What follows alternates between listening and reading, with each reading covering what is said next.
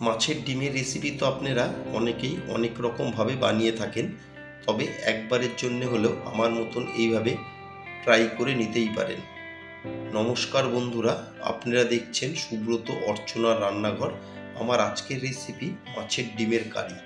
খুব অল্প সময়ে ঘরে থাকা অল্প কিছু উপকরণ দিয়েই কিন্তু আমি আজ এই মাছের ডিমের কারি বানিয়ে নিচ্ছি। আসুন দেখে নেওয়া যাক আমার আজকের রেসিপি। মাছের ডিমের কারি বানিয়ে নেওয়ার জন্য আমি এখানে নিয়েছি 200 গ্রাম কাতলা মাছের ডিম। এখানে আপনারা রুই মাছের ডিম দিয়েও করতে পারেন। মাছের ডিমগুলোকে খুব ভালো মতন আমি ধুয়ে পরিষ্কার করে নিয়েছি। ধুয়ে নেওয়া মাছের ডিমে আমি দিয়ে দেবো কিছুটা লেবুর রস। এভাবে যদি লেবুর রস দিয়ে মাছের ডিম মেখে নেওয়া যায়, তাহলে মাছের ডিমের যে আঁশটে গন্ধটা আছে সেটা কিন্তু আর থাকে না। আর দিয়ে দেবো আমি এখানে 2টো কাঁচা লঙ্কাকে কুচিয়ে নিয়েছি, কুচনো কাঁচা লঙ্কা। আর এখানে একটা আমি মিডিয়াম সাইজের পেঁয়াজকে একদম মিহি করে কুচিয়ে নিয়েছি, সে কুচনো পেঁয়াজটাও দিয়ে দিলাম। আর দিয়ে দেবো আমি একটা মিডিয়াম সাইজের আলুকে সেদ্ধ করে নিয়েছিলাম, আগে থেকে সেদ্ধ করে ম্যাশ করে রেখেছিলাম, সেই আলুটা দিয়ে দিলাম।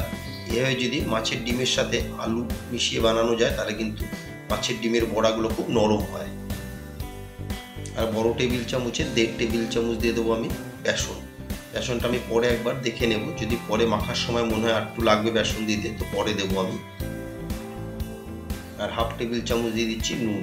নুনটা কিন্তু অবশ্যই আপনারা আপনাদের স্বাদ মতন বাড়িয়ে বা কমিয়ে নেবেন, যে যেমন নুন খান সেই হিসাবে দিয়ে দেবেন। দিয়ে সমস্ত উপকরণকে এখন আমি ভালো মতন মাছের ডিমের সাথে মেখে নেব। কিছুটা মেখে নিয়ে আমি দিয়ে দিলাম 1/4 টেবিল চামচ গুঁড়ো হলুদ।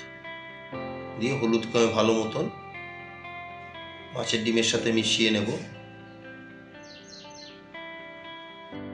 মাছের ডিমের সাথে যদি আলু সিদ্ধ করে মাখা যায়, তাহলে কিন্তু বড়া ভাজার পরে বড়াটা বেশ সফট হয়। সমস্ত কিছুর সাথে আমি মাছের ডিমকে বেশ ভালো মতন মেখে নিলাম। এখন আমি বড়াগুলোকে ভেজে নেব। গ্যাসের ফ্লেম অন করে ওভেনে একটা ফ্রাই প্যান বসিয়ে ফ্রাই প্যানকে গরম করে এতে পরিমাণ মতন দিয়ে দিলাম সর্ষের তেল। তেলের পরিমাণটা কিন্তু বড়া ভাজার জন্য একটু বেশি দিয়েছি আমি। দিয়ে তেলকে গরম করে এখন এতে দিয়ে দিচ্ছি মেখে রাখা মাছের ডিম। ডিমের বড়াগুলো আমি বানিয়ে নেব। এভাবে আমি অল্প অল্প করে সমস্ত মেখে রাখা ডিমগুলোই দিয়ে দেব। ডিমগুলোকে আমি উল্টে পাল্টে দুই দিকেই ভেজে নেব। বড়াগুলোকে নেড়ে চেড়ে আমি দুই পিঠেই ভেজে নেব। আমি একটা স্পুন দিয়ে বড়াগুলোকে পাল্টে দিচ্ছি, নিচের পিঠটা উপরে, উপরে পিঠটা নিচে করে দেব।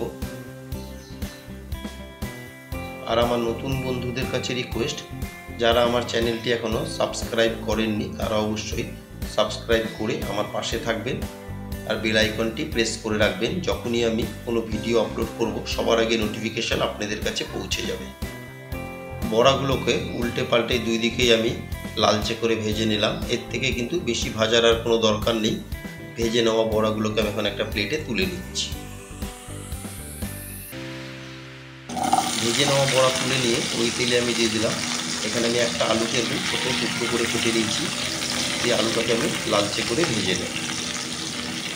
আলুকে আমি মিনিট 2 নেড়ে চেড়ে ভেজে নিলাম। এখন দিয়ে দিচ্ছি 1/2 টেবিল চামচ নুন আর 1/4 টেবিল চামচ গুঁড়ো হলুদ। দিয়ে নুন আর হলুদের সাথে ভালো মতন আমি আলুকে মিশিয়ে নেব। নুন আর হলুদ দিয়ে আলুকে বেশ আমি লালচে করে ভেজে নিলাম। আপনারা হয়তো দেখে বুঝতেই পারছেন।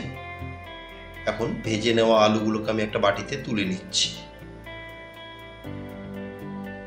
ভেজে নেওয়া আলু তুলে নিয়ে ওই তেলেই আমি ফোড়নে দিয়ে দিলাম 1/4 টেবিল চামচ কালো জিরে আর দিয়ে দিলাম 2টো চেরা কাঁচা লঙ্কা।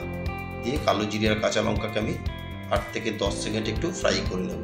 ফোড়নকে ভালো মতন ভেজে নিয়ে এখন দিয়ে দিচ্ছি আমি একটা বড় সাইজের পেঁয়াজকে গ্রেট করে রেখেছিলাম। আমি কিন্তু এটা পেস্ট করিনি, গ্রেট করে নেওয়া পেঁয়াজ দিয়ে পেঁয়াজকে আমি মিনিট 5 ভালো মতন কষিয়ে নিলাম। নিয়ে এখন দিয়ে দিচ্ছি আমি একটা টমেটোকে আমি গ্রেট করে রেখেছিলাম।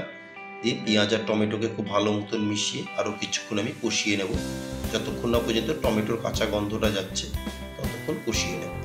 টমেটো আর পেঁয়াজের কাঁচা গন্ধটা চলে গেছে। এখন কিছু গুঁড়ো মশলা আমি অ্যাড করছি। প্রথমে দিয়ে দিলাম 1 টেবিল চামচ জিরের গুঁড়ো, 1/2 টেবিল চামচ দিয়ে দিলাম আমি রেগুলার লঙ্কার গুঁড়ো। ঝালটা কিন্তু অবশ্যই আপনারা আপনাদের হিসাব মতন বাড়িয়ে বা কমিয়ে নেবেন। আর 1/2 টেবিল চামচ গুঁড়ো হলুদ, আর দিয়ে দেবো আমি 1/2 টেবিল চামচ নুন। দিয়ে সমস্ত মশলাকে ভালো মতন আমি টমেটো আর পেঁয়াজের সাথে মিশিয়ে গ্যাসের ফ্লেম মিডিয়ামে রেখে আমি একটু সময় নিয়ে কষিয়ে নেব। মশলা দিয়ে মশলাকে ভালো মতন মিশিয়ে নিয়ে এখন আমি একটু সামান্য জল দিয়ে দেবো, যাতে মশলা নিচ থেকে লেগে না যায়। দিয়ে জলের সাথে মশলাকে খুব ভালো মতন আমি মিশিয়ে নিয়ে গ্যাসের ফ্লেম মিডিয়ামে রেখে আমি বেশ কিছুক্ষণ কষিয়ে নেব। গ্যাসের ফ্লেম মিডিয়ামে রেখে মিনিট 5 আমি মশলাকে কষিয়ে নিলাম। এখন এতে দিয়ে দিচ্ছি ভেজে রাখা আলু। দিয়ে মশলার সাথে খুব ভালো মতন আমি আলুকে মিশিয়ে নেব, নিয়ে আরও কিছুক্ষণ আমি কষিয়ে নেব।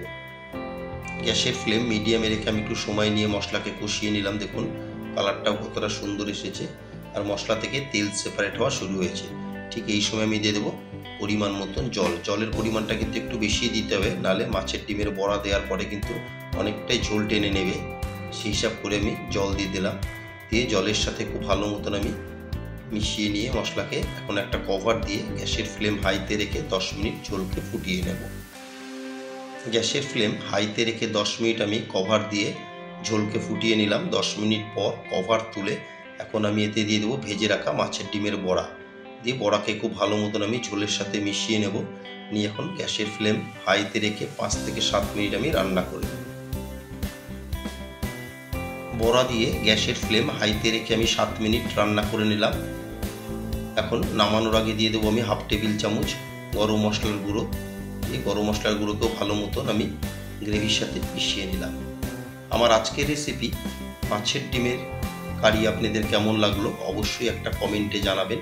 যদি ভালো লেগে থাকে একটা লাইক, শেয়ার আর ছোট্ট করে একটা কমেন্ট করতে কিন্তু ভুলবেন না। গরম মশলার গুঁড়ো দিয়ে আরও 2 মিনিট আমি রান্না করে নিলাম। আমার আজকের রেসিপি মাছের ডিমের কারি পরিবেশন করার জন্য একদম রেডি। এখন গ্যাসের ফ্লেম অফ করে আমি গরম গরম পরিবেশন করব। আমার মতন এইভাবে একবার মাছের ডিমের কারি বানিয়ে দেখুন। যারা কিন্তু মাছের ডিম খেতে পছন্দ করে না তারাও চেটে পুটে খাবে। গ্যাসের ফ্লেম অফ করে একটা সার্ভিং প্লেটে আমি তুলে নিলাম। আশা করি আপনাদের সকলেরই ভালো লেগেছে আমার আজকের রেসিপি। সবাই সুস্থ থাকবেন, ভালো থাকবেন। আবার দেখা হবে নেক্সট এপিসোডে।